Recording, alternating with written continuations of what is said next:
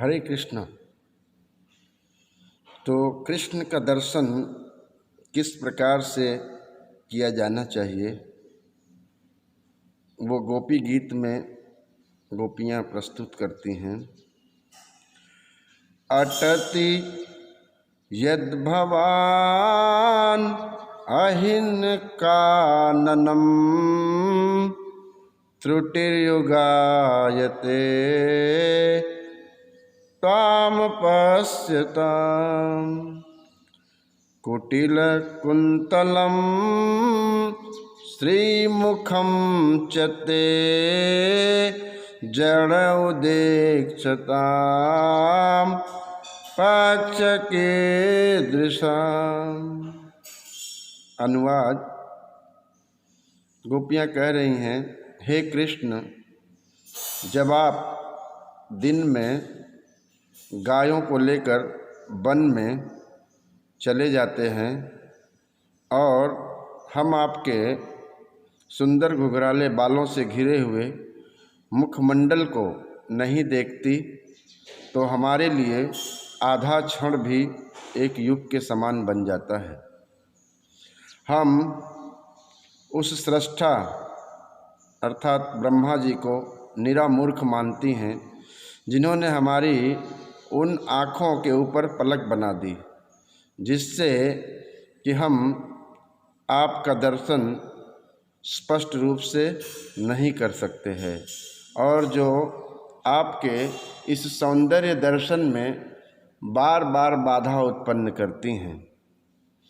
तो पलक झपकने तक के समय को भी गोपियाँ भगवान के विरह को कई कई युगों के समान समझती हैं। तो भगवान का दर्शन, उनका चिंतन किस तरह से अहरनिश किया जाए, वह शिक्षा गोपियाँ दे रही हैं कि एक पल भी भगवान का स्मरण जीव अपने हृदय से न निकाले। भगवद गीता में भी इसको बहुत स्पष्ट रूप से बताया गया है। जब अर्जुन ने भगवान श्री कृष्ण से ये पूछा कि यह कैसे मान लिया जाए कि जीव ने शरीर छोड़ने के पश्चात आपको प्राप्त कर लिया, तो भगवान यह बता रहे कि अंतकाले च मामेव स्मरन् मुक्त्वा कलेवरम यह प्रयाति समद्भावम याति नाशत्र संशय। यदि जीवन के अंतिम काल में, अंतिम क्षण में जब जीवात्मा यह देह का त्याग करती है, उस स्थिति में यदि कोई हमारे नाम का स्मरण करता है तो वो निश्चित रूप से मुझे प्राप्त करता है। फिर अर्जुन ने पूछा, यदि कोई ऐसा नहीं कर पाया तो उसके लिए क्या विधान है, वह किस गति को प्राप्त होगा? तो बोल रहे हैं कि यम यम वापि स्मरण भावम त्यजंत अन्ते कलेवरम तम तमय वेति कौन्तेय सदा तद्भाव भावित। अर्थात यदि वो मेरा स्मरण नहीं कर पाया तो वो भौतिक संसार में जिस वस्तु का स्मरण करते हुए शरीर का त्याग करता है, उसको अगले जन्म में वही शरीर धारण करना पड़ता है। फिर भगवान श्री कृष्ण का सबसे महत्वपूर्ण श्लोक उपदेश में आता है, तस्मात् सर्वेषु कालेषु माम अनुस्मरन् युच। तस्मात् सर्वेषु कालेषु माम अनुस्मरन् युच मयि अर्पित मनोर्बुद्धि मामे वैश्यसि असंशय।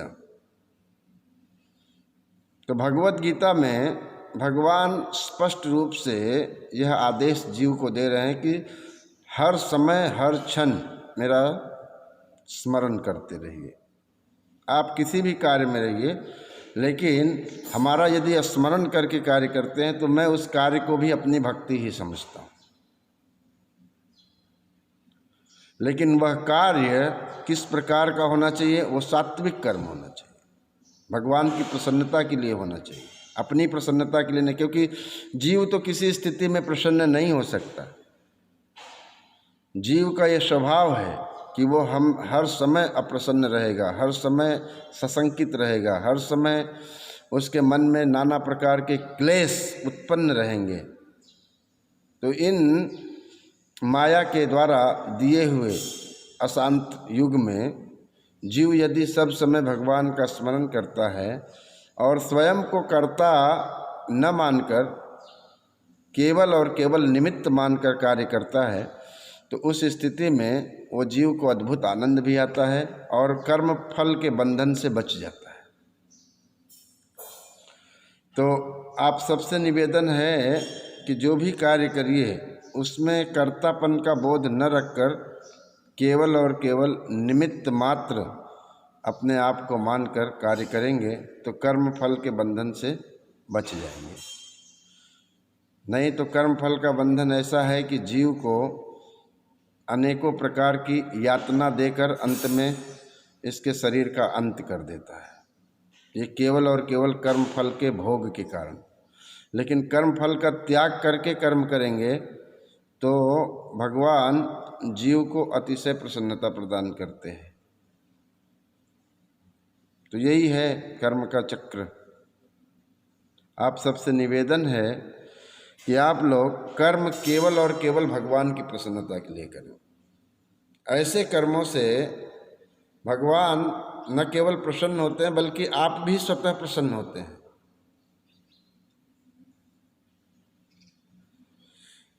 भगवान की जब इंद्रियां प्रसन्न हो जाती हैं तो उनकी प्रसन्नता से जीव स्वतः प्रसन्न होता है। क्यों?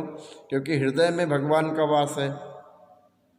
जब भगवान प्रसन्न होंगे तो आपका हृदय अपवाप प्रसन्न होगा। लेकिन जब भगवान ही प्रसन्न नहीं होंगे, आप केवल मन के स्तर पे कार्य कर रहे हो, मन को संतुष्ट करने का प्रयत्न कर रहे हो, तो मन किसी भी स्थिति में न प्रसन्न होगा न संतुष्ट होगा। उसमें अनेक प्रकार की चंचलता सर्व समय, हर समय और सर्वत्र सभी स्थानों पे सब समय व्याप्त रहती है। तो चंचल मन से जीव किसी भी प्रकार से संतुष्ट नहीं हो सकता है, सुखी नहीं हो सकता है। सुखी होने के लिए हमें भगवान के द्वारा दिए हुए इस भगवत गीता में जो आदेश है, यदि उसका यथावत पालन करते हैं तो संशय रहित होकर के आप यह जान लें कि आप निश्चित रूप से आज नहीं तो कल प्रसन्न हो जाएंगे। ये प्रक्रिया ऐसी है। बाकी प्रसन्नता के लिए न कोई वस्तु है, न कोई पद है, न कोई धन है, न पुत्र है, न पौत्र हैं। ये सब मन के ऊपर स्थिति है, मन में प्रसन्नता होती है। बाकी हृदय में इन सब से, इस हृदय में तो और संकट के बादल छा जाते हैं।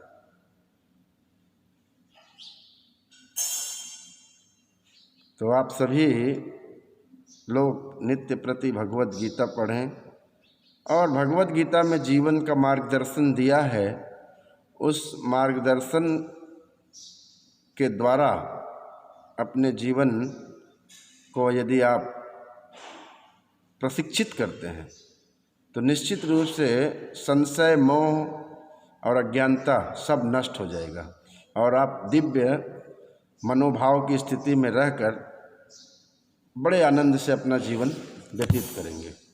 हरे कृष्णा, हरि बोल।